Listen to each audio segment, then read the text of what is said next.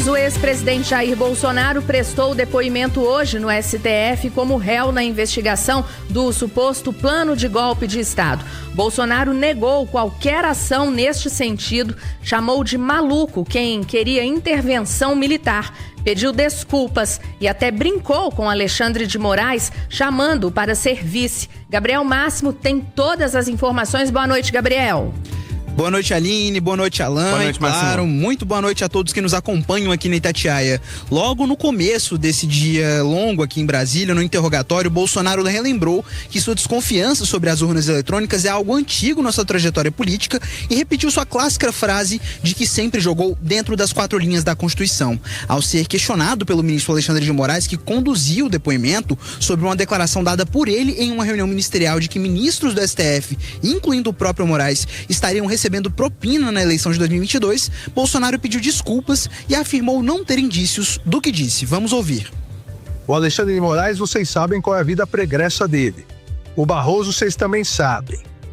Quais eram os indícios que o senhor tinha que nós estaríamos levando 50 milhões, 30 milhões de dólares? Não tem indício nenhum, senhor ministro. Tanto é que era uma reunião para não ser gravada, um desabafo, uma retórica que eu usei. Se fosse outros 3 ocupando, teria falado a mesma coisa. Então, me desculpem, não tinha essa intenção de acusar de qualquer desvio de conduta dos senhores 3. Segundo o ex-presidente, a reunião com embaixadores em que ele levantou suspeitas sobre as urnas eletrônicas foi, nas palavras dele, uma camada de proteção para evitar qualquer conflito ou suspeição sobre o processo eleitoral.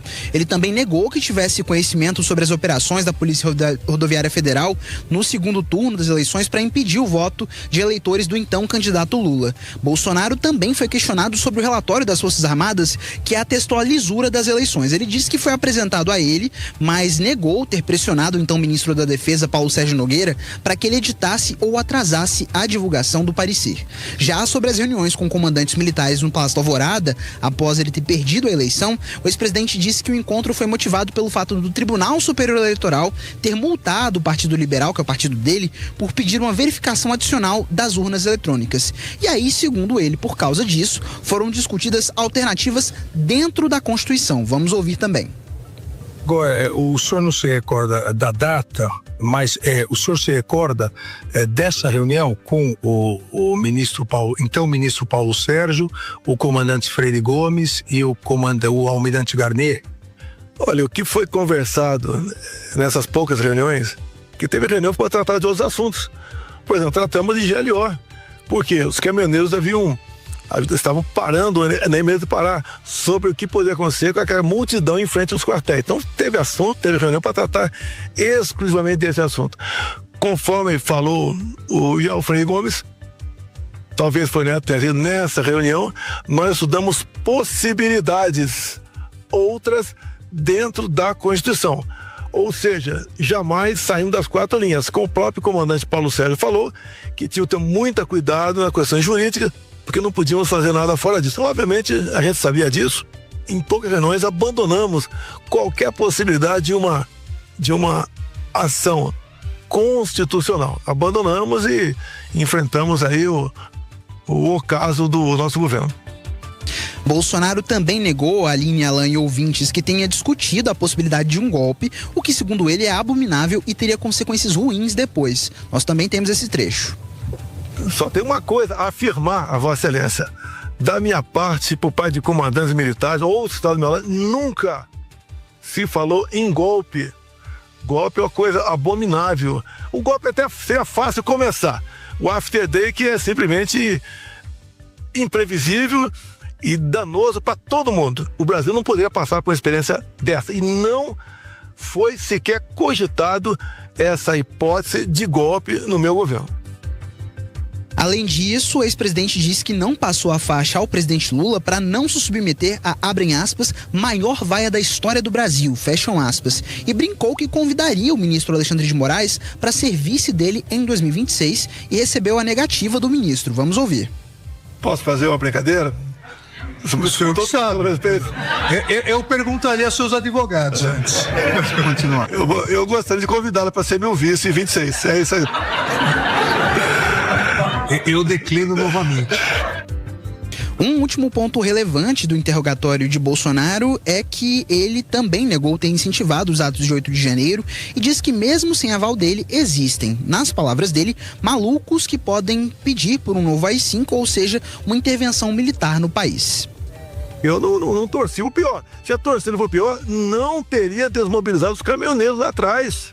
E talvez, pela minha figura, o pessoal não fez absurdo. Agora tem sempre os malucos ali que ficam com aquela ideia. Se AI-5, intervenção militar, que as Forças Armadas, os corpos militares jamais iam embarcar nessa, porque o pessoal estava pedindo ali, até porque não cabia isso aí, e nós tocamos o barco, né? Então, me desculpa, respeitosamente, Vossa Excelência, não estimulamos nada de dia normal. Depois de Bolsonaro, foi a vez do interrogatório do ex-ministro da Defesa, Paulo Sérgio Nogueira, que começou pedindo desculpas ao ministro Alexandre de Moraes por ter feito declarações contra ele e contra o TSE durante uma reunião ministerial em julho de 2022. Nogueira negou ter tratado com Bolsonaro sobre o relatório produzido pelas Forças Armadas sobre as urnas eletrônicas, ao contrário do que disse o próprio Bolsonaro em seu interrogatório momentos antes, e negou ter alterado o documento a pedido do então presidente. Vamos ouvir. O presidente da República jamais me pressionou, seja para mandar o relatório só para o segundo turno, seja para alterar o relatório, que é o que mais me deixa de cabeça quente, é saber, pela denúncia, pelo inquérito e tudo mais, que eu havia alterado esse relatório. O ex-ministro disse também que não se reuniu com o hacker Walter Delgatti para falar sobre as urnas eletrônicas. Ele confirmou que Delgatti foi enviado ao Ministério da Defesa a pedido de Bolsonaro, mas disse que o hacker ficou 15 minutos na sala de espera e não foi recebido. Nogueira negou ainda que pegou uma minuta golpista ou tratou disso com os comandantes militares, mas disse que em uma reunião numa alvorada foi sim discutida a possibilidade de decretação de estado de sítio ou de defesa. Por último, foi interrogado o general e ex-ministro Walter Braga Neto, que prestou depoimento por videoconferência por estar preso no Rio de Janeiro por ordem do ministro Alexandre de Moraes. Ele negou, por exemplo, que tenha conseguido dinheiro com empresários para financiar os acampamentos em frente ao QG do Exército aqui em Brasília e repassado ao ex-ajudante de ordens de Bolsonaro, o tenente-coronel Mauro Cid, em uma caixa de vinho. Braga Neto também negou ter ordenado ou liderado uma onda de ataques aos chefes das Forças Armadas para pressioná-los a aderir a um possível golpe de Estado. Com o depoimento de Braga Neto, foi concluída essa fase do processo e provavelmente nós vamos passar a penúltima fase, quando as defesas e a acusação apresentam suas alegações finais. Depois disso, aí o processo fica pronto para o julgamento, que, claro, ainda não tem data para começar. Volto com você, Alan. Valeu, Gabriel Máximo, excelente resumo sobre esse dia de depoimentos, com destaque para o depoimento nessa tarde do ex-presidente Jair Bolsonaro.